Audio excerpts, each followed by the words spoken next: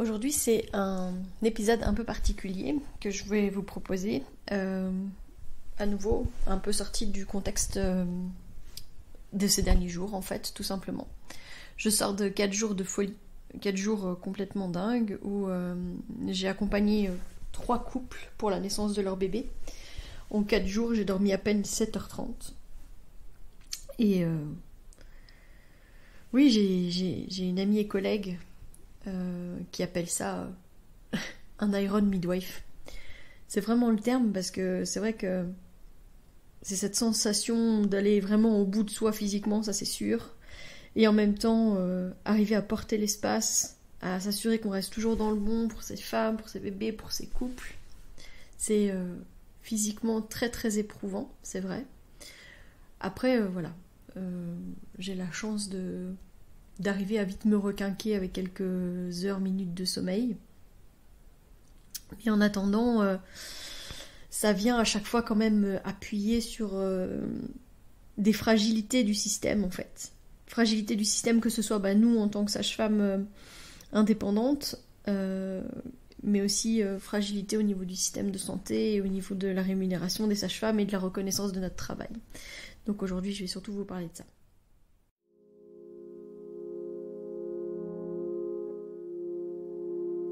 Bienvenue dans Bulle de Sage-Femme, le podcast qui déconstruit les croyances, démystifie les peurs sociétales, redonne toute sa place à la physiologie des femmes qui savent enfanter dans leur pleine puissance, mais aussi des bébés qui savent se mettre au monde. Ici, vous profiterez de l'expertise de sages-femmes pratiquant en dehors des hôpitaux, des accouchements à domicile ou en maison de naissance. Nous souhaitons que vous trouviez les outils, les informations pour que vous puissiez être les acteurs de la naissance de votre bébé, et ce quel que soit le lieu où vous avez décidé de l'accueillir.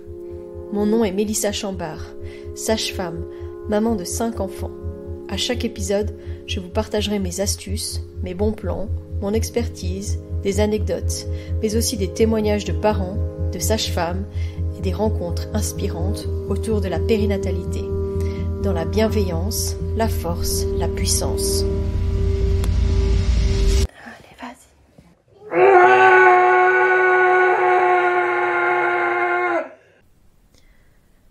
Donc ça peut paraître complètement fou ce que je dis là, donc ces derniers jours d'accompagnement. Il y a eu, en fait c'était trois fois des premiers bébés, donc ça peut prendre quand même du temps.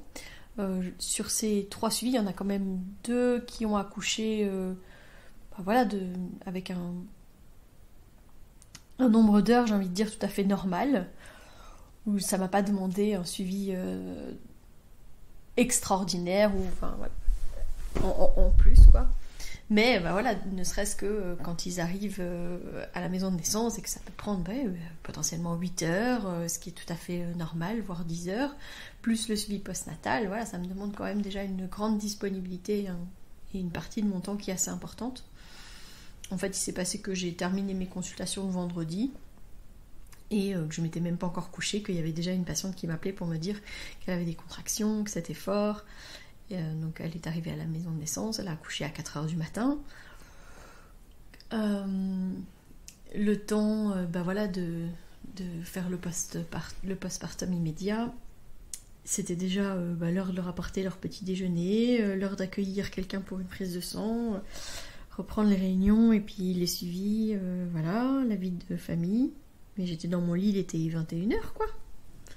Et à 23h, j'étais déjà rappelée par un autre couple. Et au milieu de ça, j'avais un bébé malade qui ne dormait pas bien, que je berçais au milieu de ma chambre pour essayer de l'endormir, alors que j'avais moi-même déjà beaucoup d'heures de retard de sommeil. Le deuxième suivi m'a quand même demandé 23 heures d'accompagnement. Donc ça, c'était vraiment un très long suivi.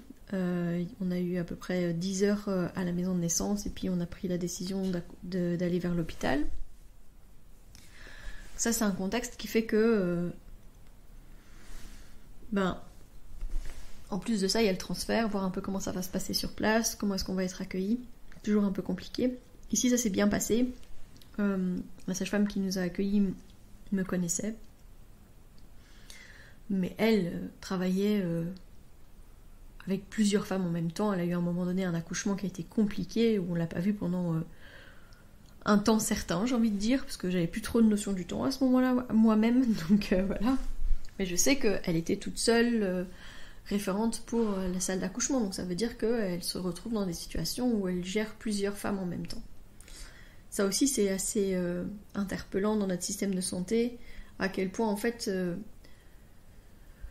on reste avec la recherche du bénéfice au niveau argent et qu'on ne met pas du tout l'humain en priorité. Parce que si on mettait l'humain en priorité, on pourrait exiger que ce soit une femme, une sage-femme, qui a un suivi de qualité où on n'est pas potentiellement dans une situation où déjà elle avait une naissance compliquée. Mais imaginons que la patiente que j'accompagnais avait des difficultés pendant son travail. Je pense que ça allait devenir vraiment compliqué, quoi. Donc oui, un suivi qui a duré 23 heures avec une naissance donc, qui a eu lieu finalement au tout début de la journée du dimanche, puisque le bébé est né à minuit 44. J'ai mon mari qui est venu me chercher, je me suis couchée, il était 2h du matin, et je me suis dit d'ailleurs quand j'ai posé mon téléphone, il y a pile 24 heures, je les accueillais à la bulle.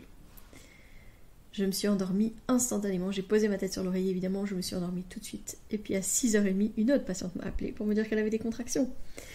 Et je pouvais pas la faire plus patienter que ça, parce qu'elle me disait que ça commençait à être quand même toutes les 2 minutes. J'ai eu des moments où je me suis dit, je vais mourir. C'était vraiment cette sensation de, non mais en fait c'est pas possible, je vais pas pouvoir tenir, quoi. Et puis en fait, remise dedans, ça va. Il y a aussi le fait que, par exemple, pour le deuxième suivi, quand je me suis sentie si fatiguée au moment où je devais partir pour les accueillir, j'ai tout de suite appelé ma deuxième sage-femme, qui était de garde, en lui disant « Je suis désolée de te faire venir maintenant, mais je ne serai pas capable de porter l'espace toute seule maintenant. Il faut que tu viennes et que tu m'épaules, parce que ça va être nécessaire pour que j'essaye de dormir. » J'ai essayé, évidemment, mais avec une maman au travail juste à côté qui était quand même très plaintive, qui avait beaucoup de mal, qui avait beaucoup de difficultés. En fait, ça me réveillait à chaque fois parce que ça venait toucher la sage-femme en moi, la femme en moi. Enfin voilà. En tout cas, j'avais à cœur de pouvoir mieux l'accompagner. Et du coup, j'arrivais pas vraiment à dormir. Et puis donc la dernière naissance, une naissance toute bien, vraiment magnifique. Une où je me disais, ça fait du bien de terminer vraiment avec une naissance fluide, que ça faisait du bien. Et en même temps, après, on a eu un transfert plusieurs heures postnatales après, parce qu'en fait, il y a eu des complications auprès du bébé. Ça m'a aussi fait prendre conscience de à quel point on parle de notre responsabilité médicale, parce qu'on est une profession médicale avec les responsabilités que ça représente, mais on n'est pas reconnu en tant que tel. C'est assez interpellant. Donc oui, comme je disais, en fait, il y a quand même pas mal de mes collègues qui se retrouvent dans ce genre de situation, avec plusieurs suivis d'affilée, etc. On est nombreuses à discuter de nos tarifs et des difficultés financières qu'on rencontre. On peut me parler de déconventionnement, parce que souvent on nous dit, oui, mais si tu veux être rémunéré à ta juste valeur, alors tu dois te déconventionner et puis demander les tarifs qui te semblent justes à tes patientes. Je pourrais faire ça. Mais si je fais ça, en fait, je me mets hors de portée de bourse de gens qui méritent aussi d'avoir le droit à une naissance respectée, accompagnée par moi ou par Mélanie, enfin voilà. Mais moi, je me disais, quand j'ai eu mes premiers, j'aurais jamais été en capacité à payer des suppléments par rapport aux tarifs qui étaient demandés. Clairement, je roulais pas sur l'or, j'étais étudiante pour mon fils et j'aurais pas pu payer une somme plus importante que ce qu'on pouvait potentiellement me demander. Clairement. Ici, je sais qu'à la maison de naissance, le forfait qu'on demande, voilà, il y a des gens qui utilisent une partie de leur prime de naissance ou qui demandent à leurs proches de les aider, ou enfin voilà. Je suis consciente de pourquoi est-ce qu'on demande ce tarif, à quel point c'est juste en fait.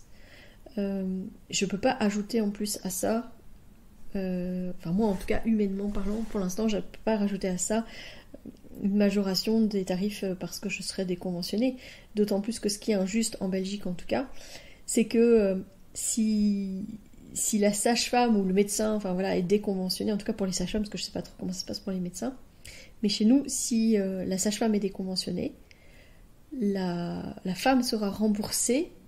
Donc si par exemple... non, je vais pas dire de chiffres parce que je suis tellement fatiguée que je vais me mélanger et j'ai pas préparé ça du tout, donc voilà. Mais dans les faits, la femme sera remboursée à hauteur de 75% du montant qui était prévu initialement par l'INAMI. Enfin, en fait, je dis ça, mais j'ai des tarifs juste devant moi. Donc ça veut dire, techniquement parlant, pour une consultation, une préparation à l'accouchement. Voilà. Une préparation à l'accouchement en individuel, c'est 20,25 € si je suis conventionnée et que je ne t'arrive. Ouais, mais c'est pas une bonne idée. C'est pas une bonne interprétation parce que c'est la seule chose qu'on sait majorer. Alors, je vais changer, désolée.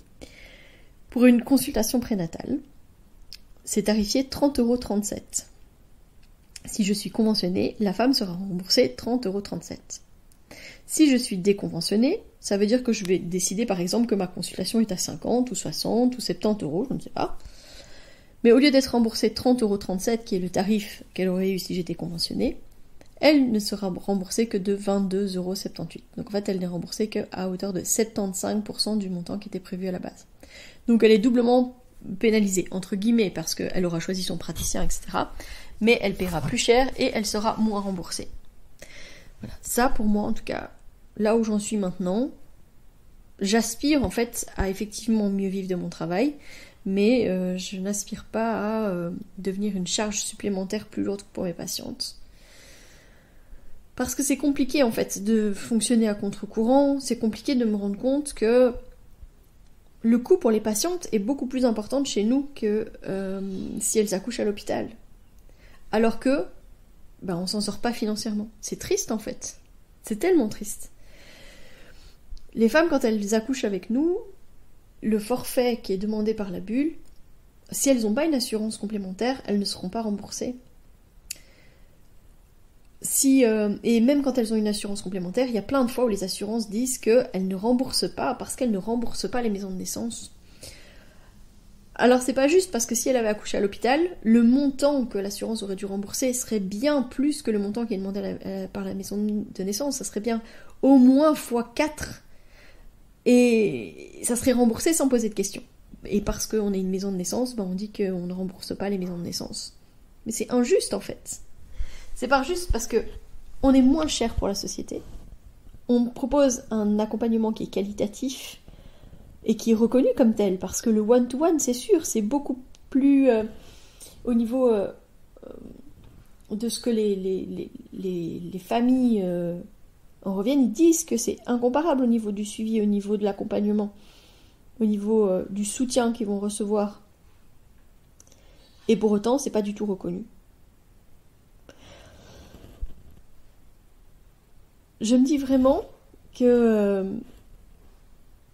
ce qui est difficile, c'est de se dire qu'on a un métier aussi peu reconnu, inintéressant pour le monde politique, qui est invisible pour les personnes qui décident de nos tarifs. Enfin, j'ai des collègues qui se battent pour nous auprès de l'INAMI, je le sais parce que je suis au sein de l'union professionnelle et donc je connais mes collègues qui vont là-bas et qui parlent en notre nom, mais en même temps, à l'INAMI, ils ne connaissent pas notre réalité de travail, ils ne travaillent qu'à travers des statistiques. On s'en sortira pas tant que la première priorité, ça sera pas l'humain en fait, mais le profit. On restera dans un système de santé qui est malade. Et pour être franche, moi je vis pas de mon travail de sage-femme. Je rajoute du beurre dans les épinards. Si mon mari n'était pas là, en fait, je serais pas en capacité de subvenir à toutes les charges qu'on a. Alors oui, je vivrais certainement différemment, mais je ne suis pas en capacité de vivre pleinement de mon activité de sage-femme. Et c'est triste, parce qu'à côté de ça, ça me demande une disponibilité hors norme. Je suis disponible 24 heures sur 24. Alors, plus 7 jours sur 7, parce que maintenant, je travaille en collaboration avec une sage-femme, qu'on est 2 référentes. On devrait être plus. Il serait beaucoup plus intéressant pour nous d'être plus. Mais pour être plus, il faudrait avoir plus de suivi. Avoir une structure qui soit capable de faire ça. Si on a plus de suivi, il nous faut aussi plus de deuxièmes sages-femmes. On a déjà du mal à en avoir des deuxièmes sages-femmes. Si on a plus de femmes alors on pourrait avoir plus de sages-femmes. Mais avoir plus de sages-femmes sans avoir plus de femmes, c'est pas intéressant. Ça veut dire qu'on va encore moins vivre dans notre pratique. Ça, c'est pas possible. Je parlais tout à l'heure avec une personne avec qui je m'entends très bien, et on discutait, et je lui disais, voilà, je suis un peu... Allez, je suis interpellée parce que j'ai demandé un document à mon comptable pour expliquer combien est-ce que je gagnais, etc., pour négocier avec des entités de la région pour faire des travaux chez nous.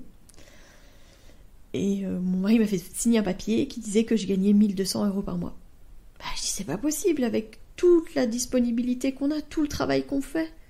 Gagner 1200 € par mois. C'est triste quand même. Enfin, je sais pas. Je ne comprends pas.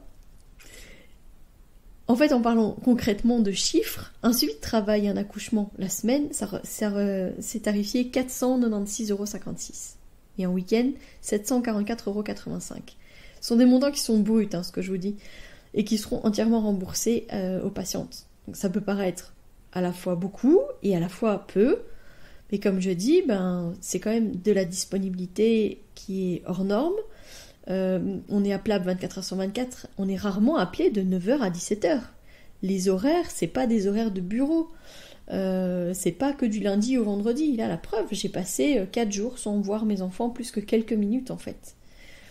Quelques minutes par-ci, des câlins au milieu de la nuit à ma petite Claude parce qu'elle était pas très bien, mais j'ai pas passé de moments qualitatifs avec eux pendant ces 4 jours-là. J'ai même pas mangé correctement pendant ces 4 jours-là en fait. Quand on transfère vers l'hôpital, comme ce qui s'est passé avec le deuxième couple, je vais en plus pouvoir tarifier que le suivi. Donc ça veut dire que ça sera 335,91 € parce que c'était le week-end quand même. Donc 335,91 € pour 23 heures de suivi. Je pense pas qu'il y ait beaucoup de gens qui travaillent pour ça, quoi. Je crois pas que ce soit une réalité que les gens ont. Je pense pas que vous avez une notion que les sages-femmes gagnent aussi mal leur vie. Alors je vous le dis, on gagne vraiment pas bien notre vie. Ce qui est interpellant, c'est... je sais pas, combien est-ce que vous payez au tarif horaire votre plombier, votre chauffagiste ou votre garagiste. Je respecte leur travail. Quand j'ai besoin d'eux, je fais appel à eux, enfin voilà. Mais ils n'ont pas la responsabilité qu'on a. Ils n'ont pas la responsabilité médicale, ils n'ont pas tout ce suivi qu'on a avant. Et nous, on a la responsabilité de la vie d'une femme et d'un bébé. Ça... je pense que pour beaucoup de gens, ils disent oui, ça c'est vraiment théorique, mais moi je peux vous dire que là, cette semaine, ce week-end, là, on a eu une situation qui a été très intense, très forte, et où la vie d'un bébé aurait pu basculer, quoi. Et c'est parce que nous, on avait notre expertise, qu'on a pu aider, etc. C'est pas théorique, c'est réel. Et si jamais on foire, pour une raison ou pour une autre, parce que là, en l'occurrence, on n'était pas responsable de ce qui se passait. On était responsable de comment est-ce qu'on allait agir pour aider, mais on n'avait pas fait de faute. On s'est retrouvé dans une situation où, on a dû aider un bébé, mais on se dit, moi je me suis dit, en fait, sincèrement, que si on avait un problème, je crois qu'on s'en relèverait pas, parce qu'on aurait outillé cet incident pour nous faire taire. Pour discréditer les accouchements en dehors de l'hôpital, pour desservir notre cause, j'en sais rien. Et pourtant, on va pas reconnaître entièrement toute notre expertise. C'est compliqué, c'est un équilibre qui est difficile.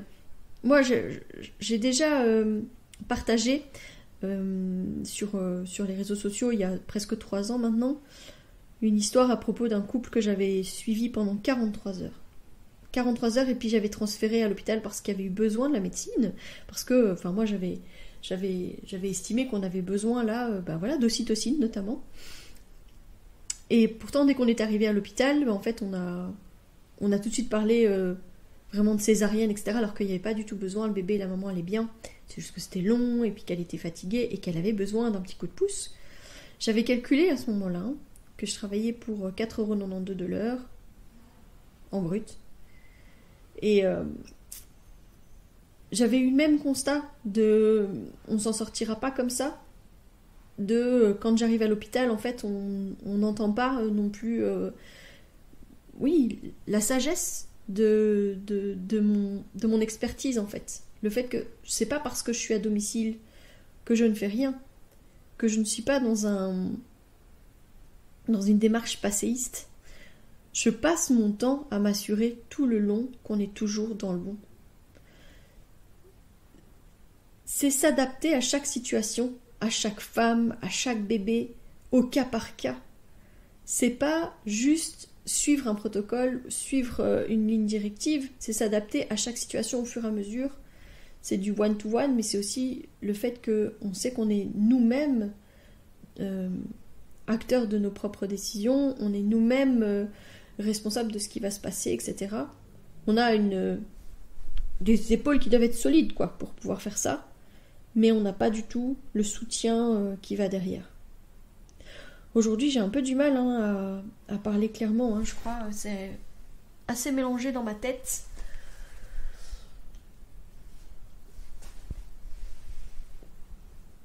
C'est assez compliqué sur plein de points, sur tellement de points, en fait. J'aime mon métier. Je l'aime tellement. C'est même... En fait, la plupart du temps, je l'exprime en disant c'est pas juste mon métier.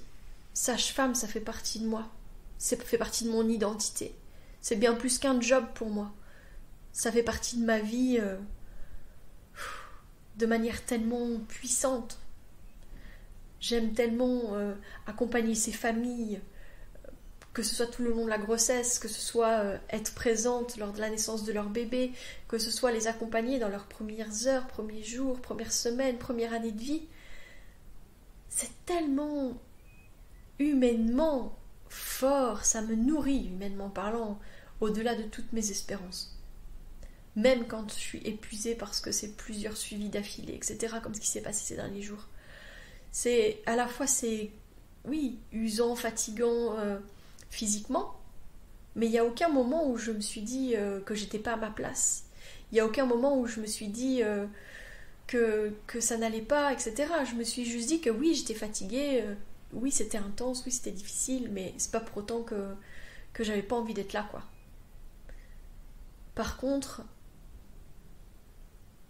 les situations que l'on peut vivre, là, les transferts, etc., ça met toujours un peu plus de difficultés parce que c'est se confronter à un monde qui n'est pas le même que le nôtre. Et même si moi, en fait, je suis au clair avec la réalité de leur travail et je les admire vraiment, enfin voilà, ma collègue qui nous a accompagnés, j'avais qu'une chose, j'avais qu'une envie, c'était de la prendre dans mes bras et de lui dire mais merci à toi de faire ce que tu arrives à faire là où tu es. Je l'admire parce que moi, j'en serais incapable. Je ne serais pas capable de donner autant de... Voilà. Et pourtant, je vous parle d'un suivi avec 4 jours quasi sans dormir. Mais c'est du one-to-one. C'est une fois, enfin c'est avec ce couple-là, tout le long avec ce couple-là. Mais pas plusieurs en même temps. Et pas avec des contraintes... médical, protocolaire, j'ai envie de dire. C'est pas médical parce qu'on est dans le médical, mais c'est vraiment protocolaire, hospitalo-centré en fait, sur une habitude, un besoin qui est ancré de je dois faire ça. Elles doivent le faire parce que justement elles sont dans ce système où elles suivent plusieurs femmes, parce que si elles ne le font pas, elles risquent de passer à côté de quelque chose, parce que il faut se réajuster, etc. Mais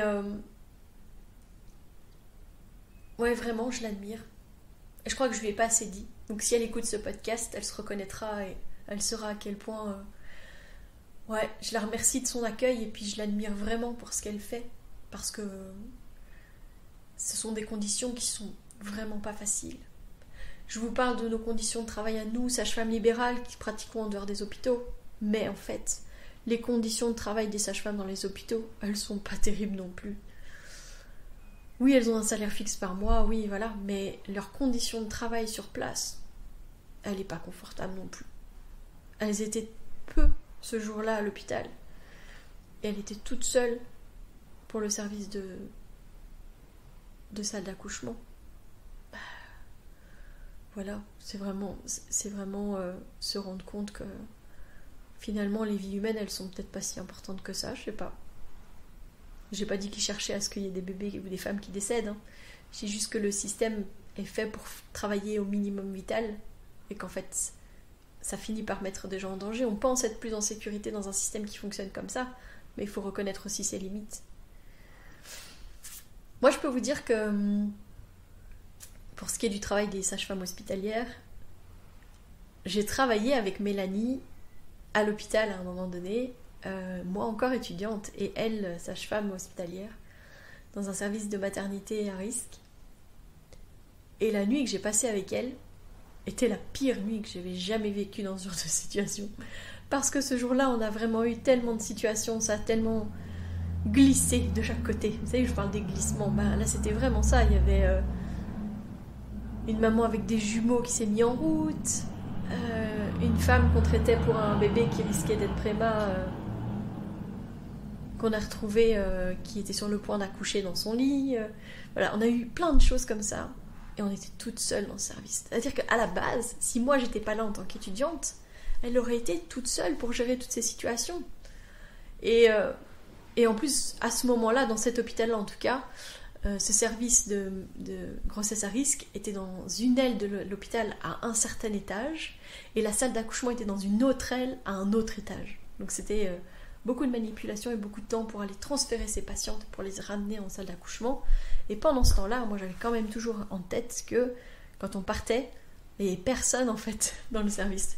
On appelait, on savait qu'il y avait quelqu'un qui allait arriver, mais là, il y avait quand même un temps mort là où il n'y avait personne. Ça, on ne peut pas dire qu'on est en sécurité en fait. Voilà, c'était vraiment un coup de gueule en fait. Pour rappeler en fait que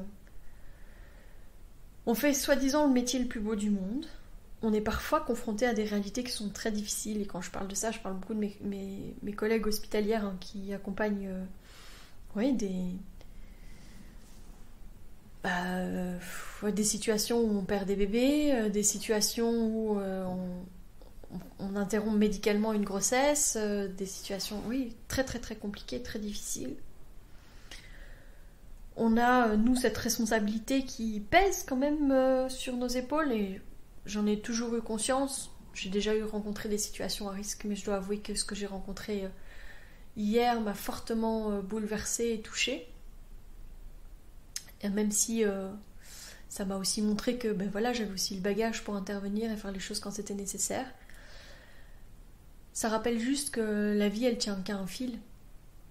Et même si on le rappelle constamment, parce que quand on rencontre les parents, moi je leur dis, quand on fait le choix de la vie, d'accueillir un bébé, on fait aussi le choix de la mort, parce qu'un jour, on espère dans longtemps, ce bébé, il deviendra une personne, peut-être une personne âgée, c'est ça que je voulais dire, et que un jour, cette personne, elle décédera quand même. Donc c'est une réalité.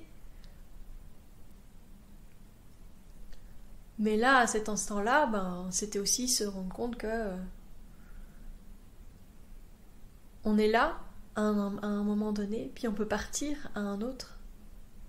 Ce bébé va bien. Je voulais juste vous rassurer sur cette question-là, parce que voilà, ça pourrait faire peur, mais ce bébé va bien. Mais en attendant, il est passé par le petit trou du chat de l'aiguille, là. Et on a, avec nos savoirs, avec notre matériel, avec tout ce qu'on a mis en place, etc., on a su l'aider et le transférer vers l'hôpital. Mais ça m'a fait prendre conscience, même si, en fait, non, c'est pas me faire prendre conscience parce que j'en avais déjà conscience, mais en tout cas, ça m'a rappelé à quel point on est fragile et vite fragilisé aussi dans notre pratique. Parce que, à ce moment-là, je crois que j'ai visualisé d'abord comment est-ce que j'allais être avec ses parents, et ensuite, je me suis dit comment est-ce qu'on va s'en sortir si réellement ce bébé ne va pas bien, si ce bébé ne se reprend pas. Comment est-ce que notre toute petite structure là s'en relèvera? Ça, j'étais pas sûre du tout. Naviguer à contre-courant comme on le fait en fait, le fait d'être dans cet accompagnement global, mais dans le choix, dans le respect, dans l'adaptation à chaque situation. Ce qui fait que on est les sages-femmes de cette patiente, de ce bébé, de ce couple-là, dans ces demandes à ce moment-là. C'est aussi ce qui parfois va nous mettre à mal, parce que on vient heurter les pratiques habituelles et que du coup on va nous pointer du doigt. En fait, c'est ça. Je pense que moi, ce qui me fatigue tant, c'est cette non-reconnaissance de mon travail de sage-femme.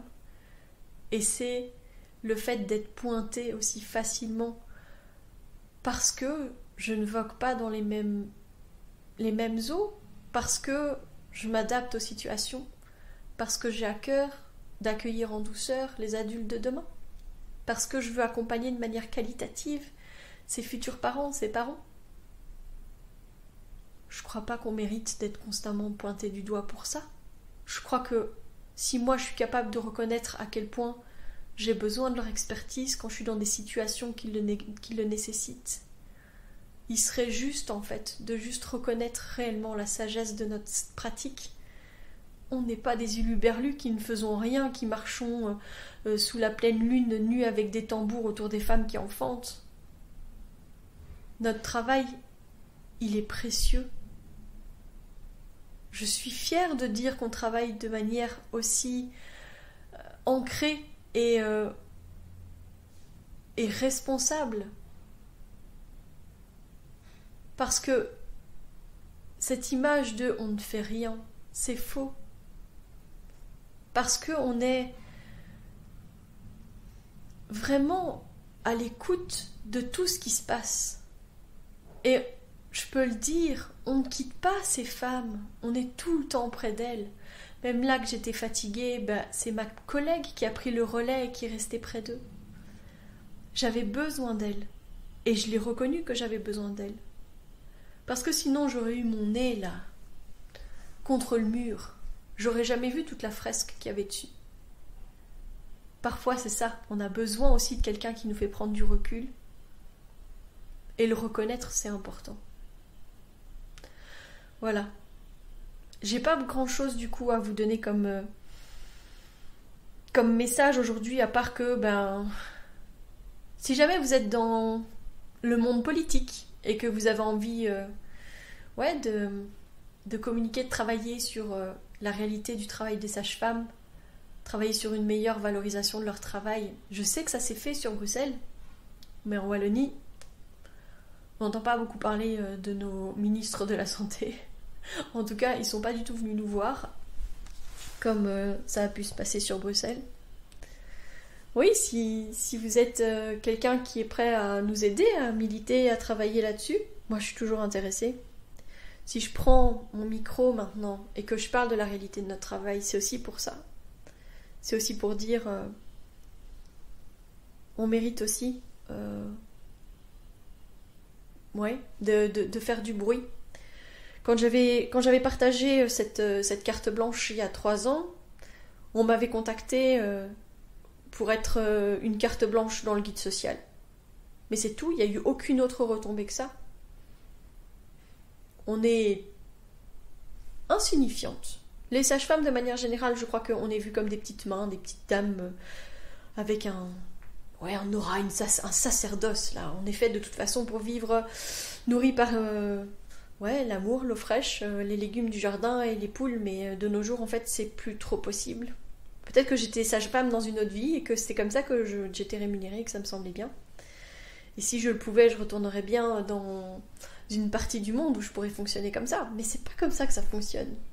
On a nos charges, on a nos assurances, on a la réalité de la vie de tous les jours qui fait que c'est pas possible. Mais en plus de ça, si je dois me battre constamment sur comment est-ce que je travaille, c'est comme ça qu'on ne tiendra pas. Je crois en notre accompagnement et en notre manière de travailler.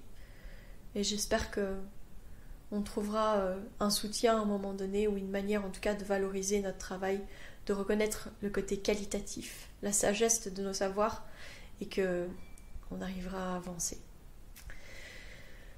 Voilà. je voulais encore une fois vous rappeler que on aura sûrement l'occasion de se rencontrer si vous venez au salon Naître et Grandir en douceur. On avance. Bon, avec tout ça, cette semaine-ci, on a avancé un petit peu moins, mais voilà. Préparer un salon en même temps, en tenant une maison de naissance, parfois c'est pas super facile, mais voilà, on est en train de le faire. On espère que ça va être aussi bien que ce qu'on porte dans notre cœur et dans notre tête. Et on sera vraiment ravis de vous accueillir, de vous proposer les rencontres, les débats, les projections qui vont avoir lieu. Et puis on vous donne rendez-vous donc les 15 et 16 avril. D'ici là, suivez-nous sur les réseaux sociaux. Il y a vraiment une super page Instagram qui a été créée pour le salon Naître et Grandir en douceur. Donc allez voir, allez liker, allez suivre pour avoir des informations sur les différents exposants qui seront là. Parce qu'on en poste tous les jours un petit peu. Donc voilà, allez voir. Et puis il y aura plein d'informations justement sur les différents ateliers, etc. Je vous dis à la semaine prochaine. Si vous souhaitez échanger à propos des différents sujets abordés dans ce podcast, vous pouvez interagir sur les posts dédiés à chaque épisode sur nos réseaux sociaux Facebook et Instagram. Vous pouvez également me joindre par email à melissa.chambard@gmail.com. Je serai également ravie de collaborer avec vous, que ce soit pour un témoignage, une rencontre ou pour savoir quel sujet vous intéresserait à l'avenir. Je vous invite à vous abonner pour ne rien louper des prochains épisodes, mettre des étoiles, des commentaires et surtout à partager pour faire rayonner, voyager ce podcast, pour démystifier l'accouchement en dehors de l'hôpital, parler de ses suivis, de ses naissances et continuer à accueillir en douceur les adultes de demain.